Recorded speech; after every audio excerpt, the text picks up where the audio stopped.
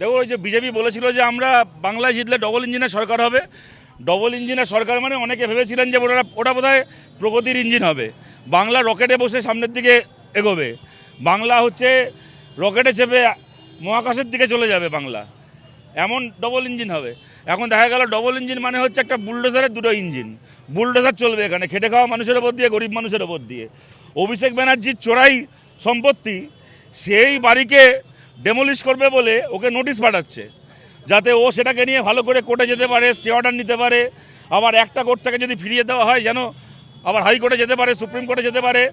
অভিষেক ব্যানার্জির জন্য, অভিষেক ব্যানার্জির বাড়ি ডেমোলিশ করার জন্য ওরা নোটিশ পাঠাচ্ছে, অভিষেক ব্যানার্জিকে সময় দিচ্ছে স্টে অর্ডার আনার। আর যারা রেলের হকারি করেন, রেল স্টেশনে বসে হকারি করেন, যারা একটা 1.5 কামরার ঘুপচি ফ্ল্যাটে থাকেন, তাদেরকে বলা নেই কোয়া নেই মাঝরাত্রিবেলা তারা যেন সন্ত্রাসবাদী, এমনভাবে তাদের ওপর চড়াও হয়ে কাউকে বাড়ি থেকে বার করে এনে বাড়িঘরদর ভেঙে দেওয়া হচ্ছে। কেউ বাড়িতে সারাদিন হকারি করে বাড়িতে ঘুমোচ্ছেন, সে খবর পাচ্ছেন যে রেল লাইনে সে প্ল্যাটফর্ম থেকে তার জিনিসপত্র তুলে নিয়ে গিয়ে ফেলে দেওয়া হচ্ছে। সুতরাং এই যে সবাই দেখতে পাচ্ছে, এরা মানুষকে নানা রকম ধর্মের নাম করে উস্কানি দেওয়ার চেষ্টা করবে যে আমরা জিতলে মুসলমানরা খুব জব্দ হবে, হিন্দুরা খুব ভালো থাকবে। এখন আপনারা দেখতে পাচ্ছেন বাংলায় হিন্দু মুসলমান কে কত ভালো আছে। এই যখন আমরা তপসিয়ার বুলডোজার আটকালাম, তখন এটাকে নিয়ে সোশ্যাল মিডিয়ায় প্রচার শুরু হয়ে গেল যে সিপিএম মুসলমানদেরকে বাঁচানোর জন্য করছে। বলুন না যে শিয়ালদা স্টেশনে যে হকারদের জিনিসপত্র ফেলে দেওয়া হয়েছে, বেলঘরিয়া স্টেশন থেকে শুরু করে, যে সোনারপুর স্টেশন থেকে শুরু করে, বর্ধমান থেকে শুরু করে গোটা বাংলা জুড়ে, কোচবিহারে রেলের যে কলোনি ভাঙা হয়েছে, বলুন সেগুলো কি খালি মুসলমানরা থাকতেন সেখানে? আজকে বলুন এখানে পেছনে যারা দাঁড়িয়ে আছেন, এখানে কজন হিন্দু আছেন, কজন মুসলমান আছেন? এই শিয়ালদাতে আপনারা দেখেছেন এখানকার একজন হকার বন্ধু, সে 4 তারিখ পর্যন্ত বিজেপির বিজয় মিছিলে গিয়ে ছবি পোস্ট করেছে। বিজেপি জিতেছে বলে সে 2017 সাল থেকে বিজেপি করছে। সে শ্রমিক ভট্টাচার্যের পোস্টে গিয়ে কমেন্ট করে এসছে যে 2017 সাল থেকে বিজেপি করে আজকে এই প্রতিদান পেলাম, ক্ষমতা এসে সবার আগে আমার দোকানটাকে ভেঙে দিলেন, আমরা দেখে ছাড়বো যে আপনার দল এখান থেকে বিদায় হয়েছে। এবং আমরা যেটা অবাক হয়ে দেখছি, এক শ্রেণীর মানুষকে এরা নামিয়ে দিয়েছে সোশ্যাল মিডিয়ায় যে গরিব মানুষের ওপর বুলডোজার চলছে, গরিব মানুষের ছেলে মেয়ে রাস্তায় দাঁড়িয়ে কাঁদছে, তাদের জীবন জীবিকা শেষ হয়ে যাচ্ছে বলে কিছু মানুষের খুব আনন্দ হচ্ছে, যেটা গরিবরা খুব জব্দ হচ্ছে, তারা উচ্ছ্বাস করছে, আনন্দ করছে। আবার বলছে ওটা রেলের জমি, রেলের সম্পত্তি, সেখানে বেআইনিভাবে কেন অন্য লোক বসে থাকবে? আচ্ছা আপনাদেরকে বলছি, মোদি বলতো না ও নাকি গুজরাটে ভদোদরায় প্ল্যাটফর্মে বসে চা বিক্রি করতো? বলতো তো, মোদি চাওয়ালা ছিল, গুজরাটের ভদোদরায় রেল স্টেশনে বসে চা বিক্রি করতো। তা শিয়ালদা স্টেশনটা যদি রেলের সম্পত্তি হয়ে থাকে, যদি বর্ধমান স্টেশনটা রেলের সম্পত্তি হয়ে থাকে, যদি আজকে কোচবিহার স্টেশনটা রেলের সম্পত্তি হয়ে থাকে, তো গুজরাটের ভদোদরা স্টেশনটা কি মোদির বাবা মোদির নামে লিখে দিয়ে গেছিল? ওটা মোদির বাবার সম্পত্তি ছিল, ওটা রেলের সম্পত্তি ছিল না? তাহলে মোদি ওখানে বসে চা বিক্রি করতো কেন? কী হতো তখন যদি মোদির চায়ের দোকানের ওপর দিয়ে বুলডোজার চালিয়ে দেওয়া হতো, লাথি মেরে যদি মোদির দোকানটাকে তুলে দেওয়া হতো সেই সময়, কেমন লাগতো? কেমন লাগতো তখন? দাদা এই যে এতগুলো দোকান ভাঙা হয়েছে বুলডোজার দিয়ে, তার পাশাপাশি আমরা দেখতে পাচ্ছি কেএফসি, ওয়াও মোমো থেকে শুরু করে বড় বড় সমস্ত দোকান, এমনকি জুয়েলারি দোকানও শিয়ালদা স্টেশনে রয়েছে। আপনাদের কি মনে হয় এই দোকান ভাঙার নেপথ্যে রেলের ব্যবসার জড়িয়ে? এটা রেলের ব্যবসা। শুনুন একটা কথা বলি, যারা খুব বড় লোক হয় না, তারা নিজের ব্যবসা দেখার জন্য ম্যানেজার রাখে, কেয়ারটেকার রাখে। আর আমাদের দেশে আদানি আম্বানি এত বড় লোক, ওরা নিজের ব্যবসা দেখাশোনা করার জন্য একজন প্রধানমন্ত্রীকে রেখেছে মাইনে দিয়ে। একটা প্রধানমন্ত্রী রেখেছে, দিদি 1 মিনিট, একটা প্রধানমন্ত্রী রেখেছে। এরা খালি তাদের সুবিধা, রেলের বাণিজ্যিক স্বার্থে নয়, এই ওয়াও মোমো থেকে শুরু করে এই যে বড় বড় কর্পোরেট দোকানগুলো হয়েছে, তারা ঠিক করে দিচ্ছে যে হকার উচ্ছেদ হবে। বিভিন্ন শহরে যে বড় বড় আদানি আম্বানির শপিং মল হচ্ছে, সেই আদানি আম্বানিরা ঠিক করে দিচ্ছে যে সেই শহরের ফুটপাতে হকার থাকবে না, যাতে করে কিনা যে মানুষ একটা জামা 200 টাকা দিয়ে কেনে, সে যেন শপিং মলে গিয়ে সেটা 1500 টাকা দিয়ে কিনতে বাধ্য হয়। যার সামর্থ্য আছে সে কিনবে, যার সামর্থ্য নেই সে কিনবে না। আজকে যে কথাটা বারবার করে বলছি, যখন এই ঘটনাটা ঘটছিল তবে থেকে আমরা বলা শুরু করেছি, আজকে প্রশ্নটা খালি হকারের নয়, প্রশ্নটা হচ্ছে কনজিউমারের প্রশ্ন। আজকে এই স্টেশনে যে মানুষটা 5 টাকা দিয়ে প্ল্যাটফর্মে চা খেয়ে একটা ট্রেনে উঠতেন, তাকে আজকে 20 টাকা দিয়ে চা খেতে হবে। যে আজকে 10 টাকার ঝালমুড়ি খেতেন, যে মানুষটা 10 টাকার ডালপুরি খেতেন, আজকে সেই মানুষটাকে আজকে 150 টাকা দিয়ে কেএফসিতে খেতে হবে।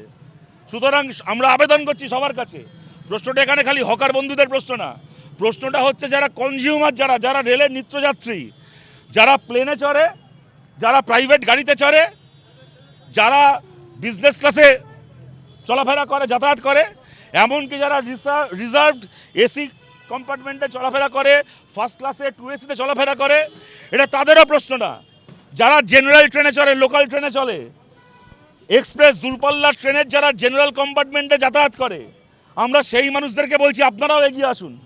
এই লড়াই যেন শুধুমাত্র হকারদের লড়াই হয়ে থেকে না যায়, এই লড়াই যেন যাত্রীদের লড়াই হয়, সাধারণ যাত্রীদের লড়াই হয়। আজকে আমার কাছে প্রশ্ন, আমি প্ল্যাটফর্মে 5 টাকার চা খেতে পারবো নাকি আমাকে 20 টাকার চা খেতে হবে? প্রশ্নটা এখানে শুধুমাত্র কিছু মানুষের পেটে লাথি পড়ার প্রশ্ন না, তার থেকে অনেক বড় প্রশ্ন এখানে জড়িয়ে আছে। আজকে আপনাদেরকে জানাই, আপনারা অনেকে জেনে খুশি হবেন, অনেকে দুঃখও পাবেন, অনেকে খুশি হবেন।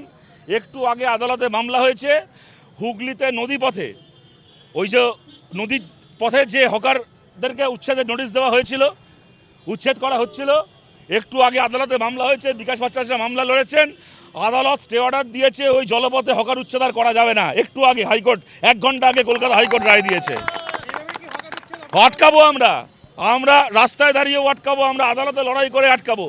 পশ্চিমবাংলাকে আমরা উত্তরপ্রদেশ হতে দেবো না। পশ্চিমবাংলায় বুলডোজারের রাজত্ব চলবে না। পশ্চিমবাংলায় তৃণমূলের লোকেরা চুরি করে গেছে, তৃণমূলের লোকেরা কোটি কোটি টাকা সম্পত্তি বানিয়েছে, তার শাস্তি সাধারণ খেটে খাওয়া মানুষকে দেওয়া যাবে না। যদি বুলডোজার চালানো হয়, অভিষেক ব্যানার্জির বাড়িতে বুলডোজার চালাও, আমরা দাঁড়িয়ে হাততালি দেবো, আমরা সমর্থন করব। যদি বুলডোজার চালানো হয়, যে চোর কাউন্সিলর থেকে শুরু করে এমএলএ এমপি পঞ্চায়েতের প্রধানগুলো কোটি কোটি টাকা সম্পত্তি বানিয়েছে, তাদের ওপর বুলডোজার চলুক, আমরা দাঁড়িয়ে হাততালি দেবো। কিন্তু খেটে খাওয়া মানুষ কী অপরাধ করেছে তাদের ওপর বুলডোজার চলবে? আপনাদেরকে বলছি, তপসিয়াতে ওখানে সাধারণ মানুষের বাড়িতে বুলডোজারের ভয় দেখানো হচ্ছে, ভাঙা হচ্ছে।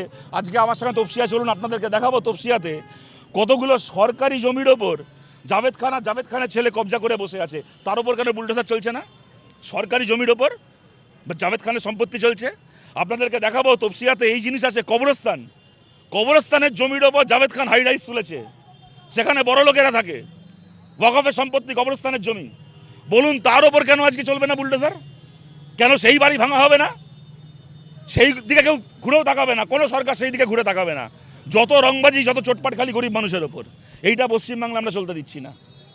লড়াইয়ের জন্য আজকে প্রথম হকারের উপরে যে আক্রমণ আছে এবং রেল হকারের উপরে যে আক্রমণ, পশ্চিমবঙ্গের আকাশ ইউনিয়ন উচ্ছেদের বিরুদ্ধে লড়ছে, এসিআইটিউ লড়ছে, এআইটিইউসি লড়ছে। এই 25 তারিখে কংগ্রেস আপনাদের সবাইকে সংগ্রামী অভিনন্দন জানিয়ে, লাল সালাম জানিয়ে আমি আমার বক্তব্য। পশ্চিমবঙ্গের আকাশ ইউনিয়ন উচ্ছেদের বিরুদ্ধে লড়ছে, এসিআইটিউ লড়ছে, এআইটিইউসি লড়ছে। এই 25 তারিখে কংগ্রেস